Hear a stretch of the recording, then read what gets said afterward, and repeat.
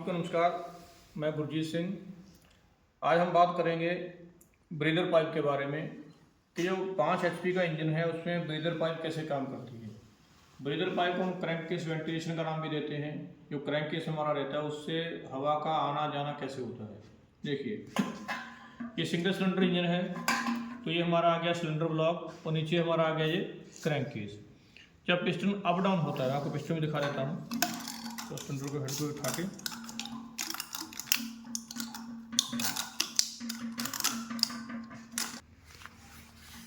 ये देखिए, ये हमारा सिलेंडर हेड है, तो ये हमारा आ गया पिस्टन। तो पिस्टन जब अप डाउन होता है, ठीक है, पिस्टन किससे जुड़ा रहता है? नीचे हमारा कनेक्टिंग रॉड से जुड़ा रहता है। तो जब पिस्टन अप डाउन होता है तो उससे क्या होता है, जो हमारा क्रैंक केस है नीचे, क्रैंक केस के अंदर जब पिस्टन TDC की तरफ जाएगा ऊपर, तो क्रैंक केस के अंदर हमारा क्या होता है, वैक्यूम क्रिएट होता है। वैक्यूम क्रिएट होता है, अंदर एक खालीपन आता है, तो वहाँ पे कोई ना कोई एयर इंटर करनी चाहिए। तो कंपनी क्या करती है, देखिए यहाँ पे एक होल दिया हुआ है इधर। ये होल का कनेक्शन किधर है? ये दोनों पुश रॉड हैं, लगाने के लिए स्पेस है। नीचे टैपेड आपको दिख रही हैं।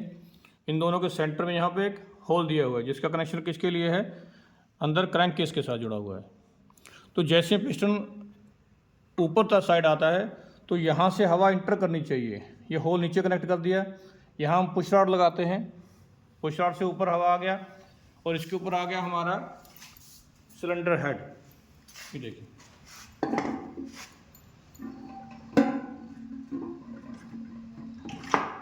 सिलेंडर हेड आ गया।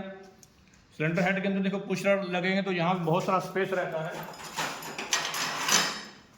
ये देखिए, यहाँ कोई ऐसा नहीं है कि हवा यहाँ से नहीं आराम से ऊपर आ सकती है। नीचे से हवा पुश रॉड में देखिए कितना स्पेस है यहाँ पे सिलेंडर हेड के अंदर। तो यहाँ से हवा ऊपर यहाँ तक आ जाती है सिलेंडर हेड के ऊपर। और सिलेंडर हेड के ऊपर क्या लगता है, यहाँ पे हमारा आ जाता है रॉकर आर्म असेंबली। तो यहाँ रॉकर आर्म असेंबली यहाँ फिटिंग किया जाता है। इसको हम प्रॉपर फिट कर देते हैं। कहने का मतलब पूरी हवा जो वैक्यूम क्रिएट होगा, इसके अंदर वैक्यूम क्रिएट होगा यहाँ पे। तो इसी के अंदर यहाँ पे ये पाइप लगा हुआ है, ये देखिए ब्रीदर पाइप इसके अंदर आ गया, ठीक है ना। तो ब्रीदर पाइप अंदर आएगा तो जब पिस्टन TDC साइड आ गया, नीचे वैक्यूम क्रिएट होने से यहाँ से हवा इंटर करती है और पुश रॉड के थ्रू होके क्रैंक केस के अंदर जाती है, ठीक है जी। अब यहाँ पे हवा आएगी कहाँ से? इसका जो कनेक्शन है ये इनलेट मैनिफोल्ड के साथ है। इनलेट मैनिफोल्ड, या इसके आगे हम क्या लगाते हैं, फ्री क्लीनर लगाते हैं, एयर क्लीनर लगाते हैं, ठीक है ना। तो ये फ्रेश हवा जो इनटेक स्ट्रोक में, सक्शन स्ट्रोक में पिस्टन के ऊपर जाती है, ब्रीदर पाइप को ब्रीदर पाइप बोलते हैं, तो इसका कनेक्शन इसी के अंदर है, ठीक है ना जी। तो यहाँ से जैसी वैक्यूम क्रिएट होगा, अंदर हवा की सक्शन होगी, तो यहाँ से हवा इनलेट मैनिफोल्ड से, इनलेट पोर्ट से यहाँ आएगी और इसके अंदर ऊपर जाके यहाँ से पुश रॉड से होती हुई, इस होल से होती हुई क्रैंक केस के अंदर चली जाएगी। ये तब की बात है जब पिस्टन TDC साइड आता है, BDC टू TDC मूवमेंट करता है। लेकिन जब पावर स्ट्रोक आती है, मान के चलिए सक्शन स्ट्रोक आती है, जो पिस्टन क्या करता है, सक्शन स्ट्रोक में TDC से BDC जाता है, डाउनवर्ड जाता है।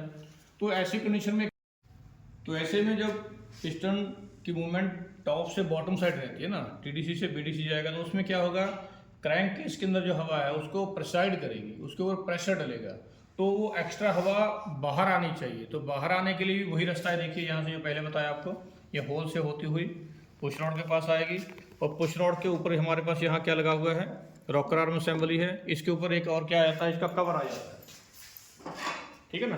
ये देखिए यहाँ पे से कवर लग जाएगा, तो हवा बाहर नहीं आ सकती। तो हवा कहाँ जाएगी, वो जितनी हवा यहाँ आएगी वो दोबारा से इसी पाइप के अंदर जाना स्टार्ट हो जाएगी, ब्रीदर पाइप के अंदर।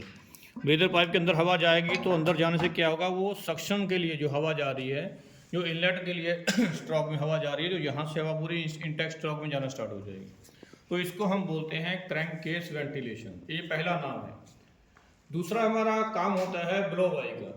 अब ब्लो बाई क्या होती है, आपको पता है कि जब रिंग वीक हो जाते हैं, कंप्रेशर रिंग घिस जाते हैं, सिलेंडर लाइनर घिस जाता है ना, तो क्या होता है, कंप्रेशन स्ट्रोक के दौरान पिस्टन का सिलेंडर रिंग का काम होता है कि एयर को कंप्रेस करे। रिंग का काम होता है, जो पिस्टन के ऊपर रिंग लगाते हैं उसका काम होता है कि हवा को रोक के रखें। लेकिन जब रिंग घिस जाते हैं, कंप्रेशर में घिस जाएंगे, या मान लो सिलेंडर लाइनर में ओवलिटी टेपरनेस बढ़ जाती है, तो कंप्रेशन स्ट्रोक के दौरान वो हवा को प्रॉपर रोक नहीं पाता। तो हवा कहाँ जाती है, जैसे ही कंप्रेशन स्ट्रोक आएगी हवा रिंग से होकर नीचे निकल जाती है। नीचे निकल कहाँ जाए, नीचे कहाँ जाएगी, वो क्रैंक केस के अंदर। वो बार बार, क्योंकि देखो इंजन स्टार्ट है, बार बार सक्शन स्ट्रोक बनेगी, बार बार कंप्रेशन स्ट्रोक बनेगी, बार बार पावर स्ट्रोक बनेगी, एग्जॉस्ट बनेगी, तो इंजन कंटिन्यू स्टार्ट रहेगा। तो हर बार कंप्रेशन स्ट्रोक के दौरान हवा लीक होकर नीचे जाना स्टार्ट होती है, ठीक है ना। तो ऐसे में क्या होता है, बहुत सारी हवा क्रैंक केस के अंदर भर जाएगी। और एक कंडीशन ऐसी भी आ जाएगी, अगर ये ब्रीदर पाइप नहीं होगा तो यहाँ पे हम जानते हैं कि फ्लाई व्हील के अंदर यहाँ एक सील लगाते हैं, इसको हम क्रैंक केस एंड ब्लेड बोलते हैं, यहाँ देख रहे हो, ठीक है ना, क्रैंक केस एंड ब्लेड बोलते हैं। यहाँ पे एक सील लगाई जाती है यहाँ पे, ठीक है ना, यहाँ से क्रैंक शाफ्ट बाहर आ रही है, तो इसलिए लगाई जाती है ताकि आयल, जो लुब्रिकेशन आयल है वो बाहर ना आ सके। और ऐसी एक और सील लगाई जाती है टाइमिंग कवर के अंदर। टाइमिंग कवर में ये देखिए, जब हम यहाँ पे टाइमिंग कवर लगाते हैं तो यहाँ पे भी एक सील लगाया जाता है। देखिए ये भी इसीलिए लगाई जाती है ताकि जो लुब्रिकेशन आयल है, जो गियर को, टाइमिंग गियर को लुब्रिकेट करेगा, वहाँ से बाहर नहीं आना चाहिए। लेकिन अगर रिंग वीक है, कंप्रेसर रिंग वीक है, सिलेंडर लाइनर घिसा हुआ है, तो जो हवा बार बार नीचे कलेक्ट हो रही है, इकट्ठी हो रही है, वो कहीं ना कहीं से उसका रास्ता चाहिए। अगर इसमें ब्रीदर पाइप नहीं लगा होगा, है ना, या क्रैंक केस वेंटिलेशन प्रॉपर काम नहीं कर रहा होगा, तो वो हवा इस सील को मतलब लीकेज करके, है ना, ब्रेक करके यहाँ से हवा बाहर निकलना चालू हो जाती है। या वो टाइमिंग गियर की सील से निकलेगी या फिर वो जो हमारा एंड ब्लेड की सील है वहाँ से बाहर जाना चालू हो जाता है। तो ये अब जहाँ से एक बार हवा बाहर आ गया तो ये मान के चलिए वहाँ से उसके अंदर जितना आयल है, पूरा लुब्रिकेशन आयल है, वो भी बाहर जाना स्टार्ट हो जाएगा, ठीक है ना। तो जो ब्लो बाई है तो वो उसके लिए भी यही रास्ता है, जितनी एक्स्ट्रा हवा, एयर क्रैंक केस के अंदर कलेक्ट होगी वो वहीं से दोबारा से होती हुई इसी ब्रीदर पाइप के अंदर घुसेगी और सक्शन स्ट्रोक में, मतलब उसी को जो ब्लो बाई है उसी को दोबारा यूटिलाइज किया जाएगा सक्शन स्ट्रोक के अंदर। क्योंकि जब फ्रेश एयर बाहर से अंदर आती है तो मोस्टली उसमें क्या था, थोड़ा मॉइस्चर ज़्यादा रहता है। इंजन को हमेशा ड्राई एयर चाहिए। ड्राई एयर में मैक्सिमम एयर कैपेसिटी आ जाती है, कंप्रेस होने पे मॉइस्चर का जो टेम्परेचर है उसमें कंज्यूम नहीं हो पाता है और उसमें पावर अच्छी बनती है, ठीक है ना। तो मॉइस्चर में नमी नहीं होनी चाहिए, तो यहाँ से जितनी एयर आएगी उसमें हल्का हल्का जो लुब्रिकेशन के कण भी रहते हैं तो उससे प्रॉपर थोड़ा पिस्टन का लुब्रिकेशन मिल जाता है थोड़ा सा, ठीक है ना।